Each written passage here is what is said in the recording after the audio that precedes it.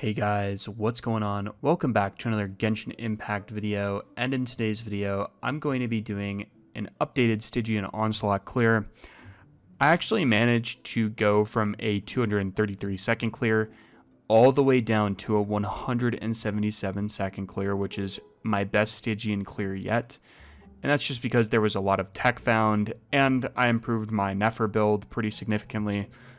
So yeah, I definitely want to showcase that to you all. I'll be talking about the strategies, the teams I used, and I'll also be talking about build philosophy at the end. So if you're interested in the builds, stay tuned for that. And without further ado, let's get into the Stygian clears.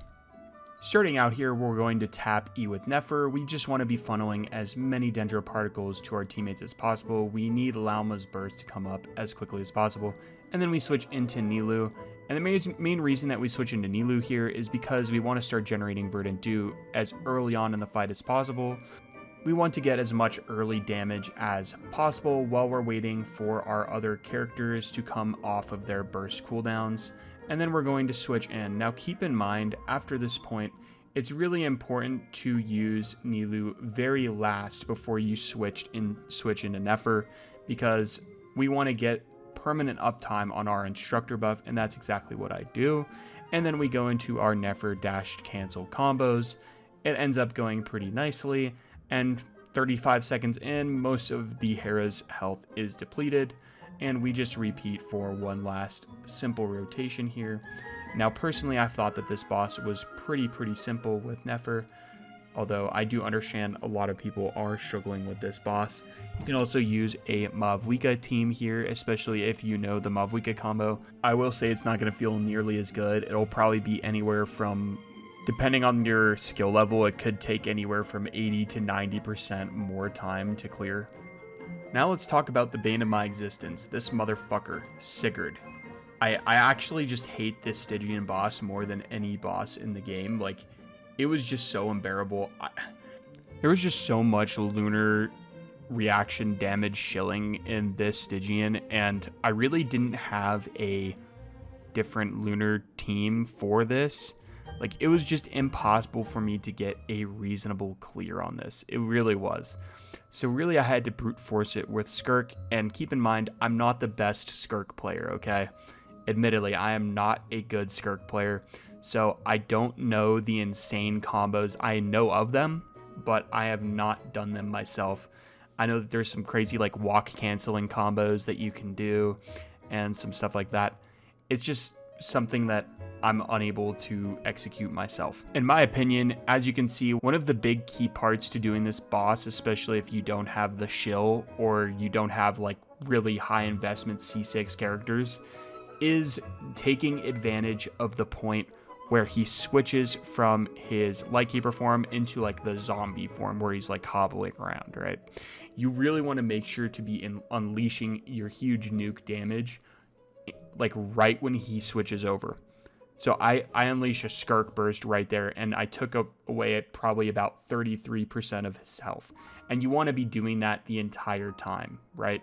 As you can see, I'm doing it again right here, and we're taking away all of his health. Okay, this is the philosophy of this fight that I developed, and honestly, I think the only way that I could improve this fight is by learning the Skirk combos. It's just not probable for me right now. That's a big time investment, and it's just something that I don't have the time for right now. Now, this last fight is kind of a meme to me, right? Because this is just the most ridiculous tech I've ever seen in Genshin. Like, it's just so... It's absurd. So basically what you need is a Geo Traveler, a Zhongli, and a Jean. And basically, we're just going to suffocate this guy in a pillar. I'm not even kidding. That's the tech. You float him with Jean, right? With her skill. You get up on the Traveler's skill. Use Jean's skill. But this is actually a lot harder than it looks, because there's a lot of positioning and enemy RNG that you need to account for, okay? Now, kind of expanding on things here, a lot of it comes from where you're standing on the Traveler's elemental skill, where you place Zhongli's pillar, the enemy's position compared to where you are. It also really got frustrating because a lot of the times the boss will end up inside the pillar, but will just like get pushed out or like take 3 ticks of damage and then get pushed out. There was just a lot of stuff like that, or you just miss entirely and then have to reset the run. It's stuff like that that made this a little bit frustrating, but I was able to get a pretty good result. And this took me about probably like 200 resets to get this result. And keep in mind that you can actually get a way better result. Like you can get like a 16-second clear. I was only able to get a 20-second, right? So it's just possible. It's definitely possible to improve the time, but this is really all I wanted to attempt for because 200 tries or resets is a lot. If you want to know more about this tech, I highly recommend checking out Komemos. He did a video explaining the entire thing. I don't really want to replicate it here. I was just kind of showing off what I did here, and I actually managed to get it work. It's definitely replicatable if you give it some time. Definitely check out his video though. It's a lot more informative on this type of clear. Now let's talk about the build philosophy of this Stygian. So starting out on the first team, we have the Nefer team. And I want to start out with Nilou because she's one of the key components of this team. We have her on key, and we really want to take advantage of that weapon passive with the EM buff. It highly benefits Nefer. She's a big scaler on EM, so giving her as much EM as possible is really beneficial. And her actual stats really don't matter here. She really does need HP for the weapon passive, but with this particular clear, we are using her on a 4-piece instructor set, so the stats don't really matter. We're not going to be able to achieve really great stats overall, so just let that be known. Next up here we have Nefer, and I actually managed to improve her build by a pretty large margin compared to the last Stygian clear I uploaded, and we have her sitting at 686 EM with her signature weapon. And we have her on 50 crit rate, 331 crit damage, with a little bit of ER in there. We have her on 4-piece Night of Skies Unveiling. Here are the artifact stats here. We got the flower, the feather, the sands, the goblet, and the circlet. And we have her at C2 with a double crown. Next up here we have Nahida, and this is where the build kind of gets interesting, and that's because we are using Nahida purely as a means to get energy recharge for the team, and also she does provide some decent buffs, so there's that. We have as much ER on her as possible, and we have 75 crit rate, mainly to proc the Favonius passive, right? And we do have her on Favonius, as you can see. We want to get as many Dendro and white particles to our teammates as possible, especially Lauma, so that she can get her burst up efficiently. Now for our artifact set, we have a 4-piece Silken Moon.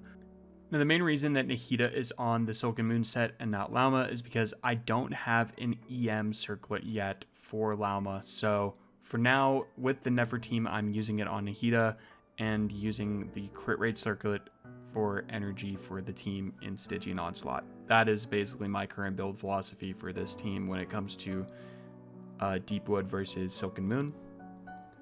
My Nahida is C2 with a triple crown. As for Lauma here, we have her at 1139 EM, as much EM as possible. We want her to be doing decent damage from off field, and we also have her on as much energy recharge as possible on her signature weapon, 4-piece Deepwood, as I mentioned before. We have as much ER on these pieces as possible. We also have her at C2 and double 9 talent. Moving on here, we have Team 2. The main DPS here is Skirk. We have her on 2.2k attack. I'm running her on 66.7 crit rate, 222.9 crit damage. We're running her on the signature weapon, 4-piece Marichose Hunter, C2 with triple crown. Next up, we have Shenhe on Favonius Lance, 2-piece Gladiator, 2-piece Shimenawa, C2 with 1 crown, 1 level 9. And we have 3k attack, 217 ER. That's the main important stuff for her. She's mainly just used as an energy funneler and a buffer. We also have Escoffier here, 73 crit rate, 218 crit damage, 195 ER, with her signature weapon, 4-piece Golden Troop, and C1 double crown. Lastly, for Team 2, we have Farina on 82.9 crit rate, 140.2 crit damage, 229 ER, on Favonius Sword, 4-piece Golden Troop. She's the 1c6 character I used for this clear, and we have her triple crowned as well.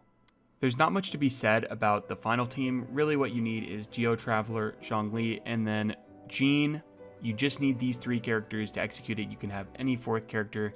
And then the only requirement is that you have an R5 Sacrificial Sword on Jean so that she can use her skill as often as possible. It's a really, really simple setup, and there's not much else to really say about it. And without further ado, that's going to do it for this video. If you all enjoyed, be sure to leave a like, subscribe, you know, all that stuff. It helps me out immensely to grow the channel here. And yeah, I'll see you guys next time. Bye!